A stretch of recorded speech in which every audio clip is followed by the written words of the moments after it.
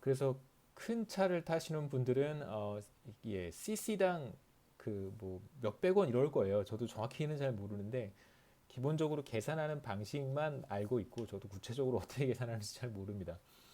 그다음에 거기에 무슨 뭐 지방 교육세도 내야 돼요. 예, 교육세도 내야 됩니다. 자동차를 타고 다니면 자동차를 갖고 있으면 어, 왜 그런지는 잘 모르겠지만 그 교육에 일조를 해야 됩니다. 교육세도 내야 됩니다. 자동차세 안에 교육세가 들어가 있어요.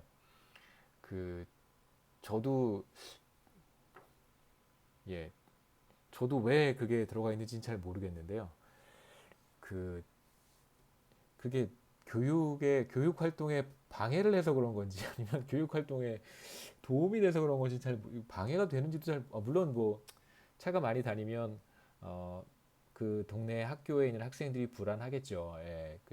근데 제가 차를 가지고 있다고 해서 차를 타고 다니는 건 또 아니 차고 다니면 그 재정학에서 나오는 이야기긴 하지만 예, 차를 타야 네, 위험 요소를 제가 만들어내는 건데 만약에 차를 타지 않고 차만 가지고 있는 경우는 드물겠습니다만 예, 차를 타야 좀 위험해서 뭐 학생들을 보호해야 되니까 교육세를 내야 된다 그러면 좀 이해가 되는데요. 예. 그다음에 뭐 이건 참고로 그 예전에는 그 담배 값에도 교육세가 들어가 있었어요. 지방 교육세가 담배 값에도 담배 피면은 그 담배 피는 사람이 왜 그 교육에 또 일조를 해야 되는지 저도 잘 이해는 안 가는데 아마도 예전에 그 우리가 지금보다 소득 수준이 매우 낮은 상황에서 교육 재정을 확충하기 위해서 그때 지금은 사실 지금도 교육 문제가 굉장히 중요하긴 합니다만 우리도 사실 신흥국 경제론에서 휴먼 캐피탈에 대한 이야기, 에듀케이션에 대한 이야기를 상당히 오랜 시간 했는데요. 과거에 한국에서도 교육 재정이 굉장히 중요했고 물론 교육의 문제도 굉장히 중요했습니다. 지금보다 더 중요했던 것 같고요. 그래서 상당히 많은 재원이 필요했었는데 그 재원을 확충하기 위한 방법이 아니었을까 이런 생각이 듭니다.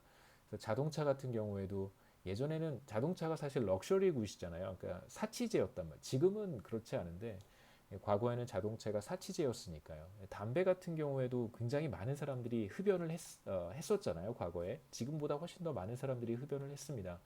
그러니까 굉장히 그 쉽게 재원을 조달할 수 있는 방법이었을 거라는 생각은 해요. 어떤 정당성이 있는 건 아니고요. 그러니까 왜 자동차를 가지고 있는 사람이 교육세를 내야 되는지, 왜 담배를 피는 사람이 교육세를 내야 되는지에 대한 어떤 합리적 추론을 하기에는 쉽지는 않습니다만 재원 마련이라고 하는 관점에서 본다면 자동차는 과거에 사치제였기 때문에 럭셔리 굿이기 때문에 사실 예, 그 정도의 추가적인 교육세를 부과하는 것이 괜찮다라고 정부가 생각했을 수도 있고요.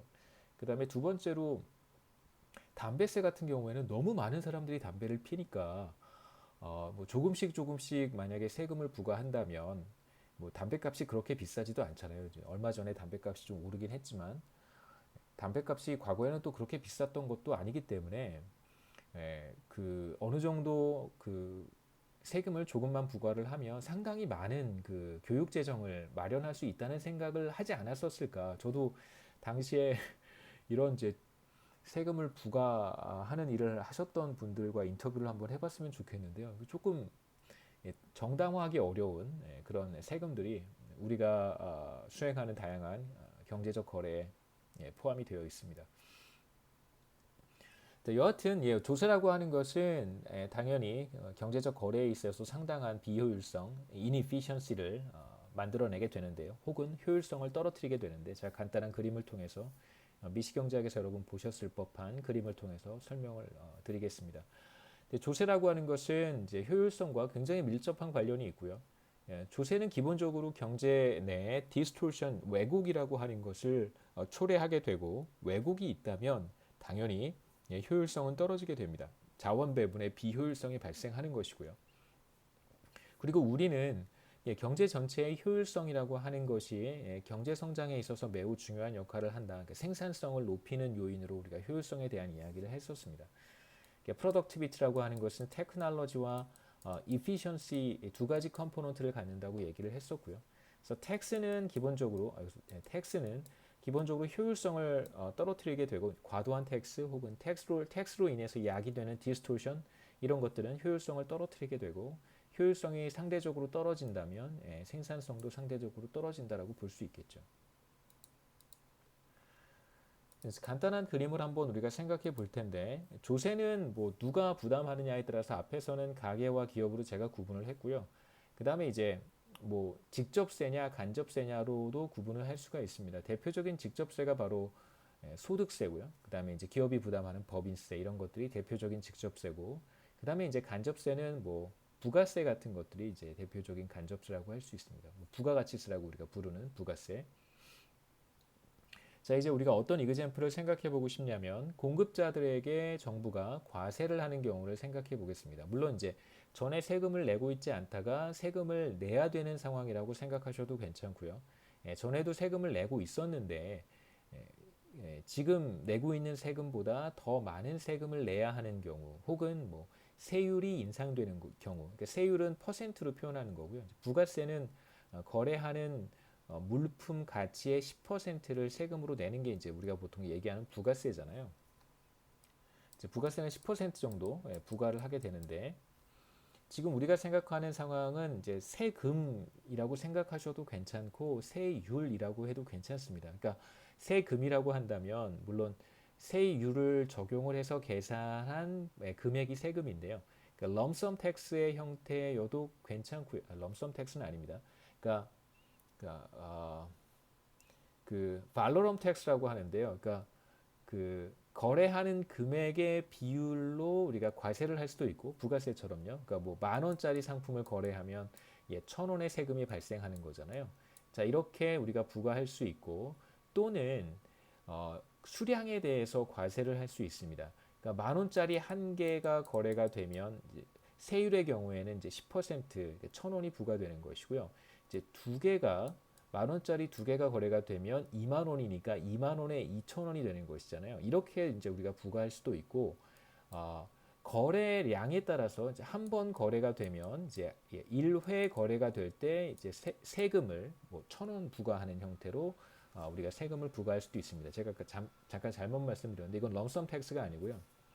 예, 그 발로럼 텍스 뭐 여러 가지 두 가지 의미로 구분을 하긴 하는데 뭐 우리가 이제 재정학 수업은 또 아니기 때문에 이렇게 이제 생각해 볼 수 있고요. 여기서는 여러분들이 세율이라고 생각하셔도 괜찮고 거래량에 따라서 부과되는 세금이다라고 생각하셔도 괜찮습니다. 여하튼 뭐 그냥 편의상 제가 세금, 세율을 구분하지 않고 사용을 할 텐데요. 엄밀히 말씀드리면 이 두 가지는 사실 구분이 되어야 됩니다.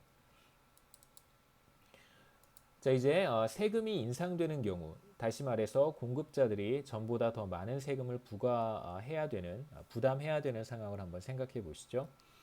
우선 공급 곡선을 우리가 두 가지로 해석할 수 있는데, 첫 번째 해석 방법은 가격이 이만큼일 때 공급자들은 공급량을 이 정도, 시장에서 이만큼을 공급한다라고 해석할 수 있고요. 세로축에서 가로축으로 해석한다면 우리는 이렇게 공급 곡선을 해석을 합니다. 이제 거꾸로 수량에서 가격으로 공급 곡선을 만약에 읽는다고 한다면, 자, 이제 거꾸로 한번 가보죠.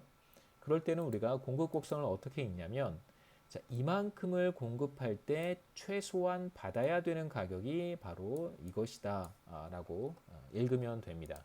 그래서 공급 곡선을 가로축에서 세로축으로 수량에서 가격 방향으로 읽을 때는 최소한 받아야 되는 가격, 공급자들이 하는 가격이라고 읽으면 되겠죠.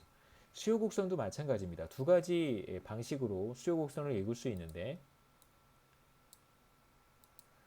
자, 첫 번째 방법은 우리가 통상적으로 세로축에서 가로축으로 읽잖아요. 가격이 이렇게 주어졌을 때 시장에서의 소비자들은 이만큼 수요할 것이다. 그래서 수요량으로 가격이 주어지면 그때에 상응하는 수요량을 우리가 읽을 수 있고요. 수요 곡선을 그렇게 읽을 수 있고, 두 번째 방식은 이제 거꾸로 읽는 건데요. 자, 이만큼을 수요할 때 지불할 수 있는 용의가 있는 가격이 바로 이만큼까지 지불할 수 있다. 이만큼 소비하기 위해서, 그러니까 Q만큼 소비하기 위해서 시장의 소비자들은 지불할 수 있는 용의가 있는 가격이 이만큼이다. 그러니까 최대 지불 용의 가격이라고 우리가 수요 곡선을 읽을 수도 있어요.